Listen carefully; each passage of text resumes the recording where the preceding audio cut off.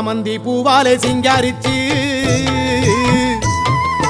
சந்தனம் குங்குமம் பொட்டு வச்சு சக்தி கரகத்து உச்சியிலே பச்சை கிளி ஒண்ணு சூட்டி வச்சு